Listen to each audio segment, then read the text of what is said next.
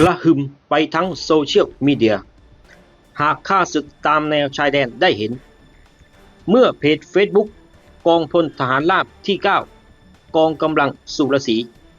โพสต์ภาพทหารหน่วยก้านดีกำลังซ้อมรบจับอาวุธรองรับสถานการณ์หากต้องเผชิญเหตุการณ์สู้รบตามแนวชายแดนเป็นการดำเนินการ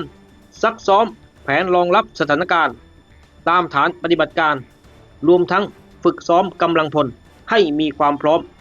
รับภารกิจเมื่อเกิดสถานการณ์เร่งด่วนเพื่อเป็นการเตรียมการให้กำลังพลในฐานปฏิบัติการมีความพร้อมที่จะปฏิบัติภารกิจตามแผนรองรับสถานการณ์ความไม่สงบตามแนวชายแดนได้อย่างมีประสิทธิภาพสอดรับกับสถานการณ์ชายแดนไทยเมียนมาที่กำลังคุกรุ่นจากเหตุการณ์สงครามกองโจรเป็นการปะทะกันระหว่างทหารเมียนมา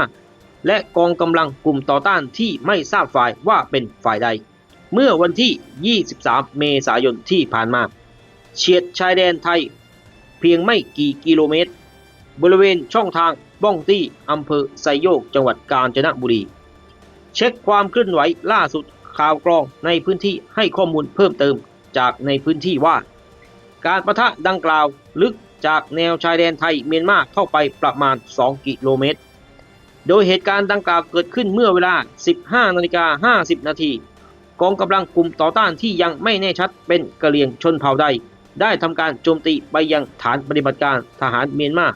กองพันทหารราบที่ 25 คอลัมน์ 2 บริเวณเขาโบฮัตสุในระหว่างการปะทะได้ยินเสียงปืนและเสียงดังคล้ายระเบิดจำนวน 4 ครั้งเป็นเวลาประมาณ 15 นาทีเบื้องต้นยังไม่มีรายงานผู้ได้รับบาดเจ็บหรือเสียชีวิตทั้งนี้การปะทะดังกล่าวไม่มีผลกระทบต่อประเทศไทยและไม่มีผู้หนีภัยความไม่สงบชาวเมียนมาหลบหนีเข้ามาในพื้นที่ประเทศไทยแต่อย่างใดซึ่งสถานการณ์ดังกล่าวเกิดขึ้นภายหลังทหารเมียนมากองพันทหารราบที่ 25 คอลัมน์ 2 ได้รับการเพิ่มเติมกำลังพลและยุทโธปกรณ์โดยอากาศยานเฮลิคอปเตอร์ MI-17 ส่งผลให้กองกำลังกลุ่มต่อต้านที่เคลื่อนไหวอยู่ในประเทศเมียนมาฝั่งตรงข้ามช่องทางบ้องตี้อำเภอไซโยกทำการโจมตีฐานปฏิบัติการฐานเมียนมาเพื่อไม่ให้มีการเคลื่อนย้ายกำลังออกมาลาดตระเวนในพื้นที่อิทธิพลของกองกำลังกลุ่มต่อต้านหรือไม่ให้ทหารเมียนมามีกำลังพลเพียงพอสำหรับปฏิบัติการทางทหารในพื้นที่นอกจากนั้นผู้สื่อข่าวได้รับข้อมูลเพิ่มเติมถึงการเตรียมความพร้อมรองรับสถานการณ์ดังกล่าวของกองกำลังสุรศรีว่าได้จัดตั้งกองบัญชาการติดตามสถานการณ์เพื่อติดตามสถานการณ์อย่างใกล้ชิดยกระดับการปฏิบัติงานการเตรียมความพร้อมของกำลังที่ปฏิบัติหน้าที่ตามแนวชายแดนให้มีความเข้มข้นมากขึ้น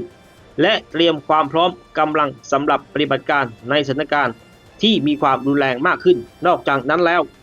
ยังได้มีการบูรณาการร่วมกับฝ่ายปกครององค์การปกครองส่วนท้องถิ่นรพสตและหน่วยงานที่เกี่ยวข้องในพื้นที่จัดเตรียมพื้นที่ปลอดภัยชั่วคราวกรณีมีผู้อพยพหนีภัยสงครามหนีภัยการสู้รบเข้ามาในฝั่งไทยรวมทั้งพื้นที่อพยพพลเรือนพื้นที่ควบคุมตัวกองกำลังติดอาวุธที่อาจถอนตัวเข้ามาในฝั่งประเทศไทยรวมทั้งได้ประชาสัมพันธ์ข้อเท็จจริงเกี่ยวกับสถานการณ์ที่เกิดขึ้นให้กับฝ่ายราชการประชาชนและสื่อมวลชนในพื้นที่ได้รับทราบเพื่อไม่ให้เกิดความเข้าใจที่คลาดเคลื่อนทั้งนี้กองกำลังสุรศรีได้ยืนยันว่าสถานการณ์ความมั่นคงตามแนวชายแดนยังไม่ส่งผลกระทบต่อความเป็นอยู่ของประชาชนตามแนวชายแดนและกองกำลังสุรศรีมีความพร้อมสูงสุดในการปฏิบัติงานในด้านความมั่นคงตามแนวชายแดนในพื้นที่รับผิดชอบโดยจะไม่ยอมให้เกิดการลุกล้ำอธิปไตยของชาติอย่างแน่นอนทั้งนี้เพจ Facebook กองพลทหารราบที่ 9 กองกำลังสุรศรีได้ปล่อยคลิปตรวจสภาพความพร้อมรบการจัดกำลังโชว์ความพร้อมของกำลังพลการใช้ยานพาหนะหรือการใช้อาวุธหากต้องเผชิญเหตุการสู้รบจะมีความพร้อมเพียงใด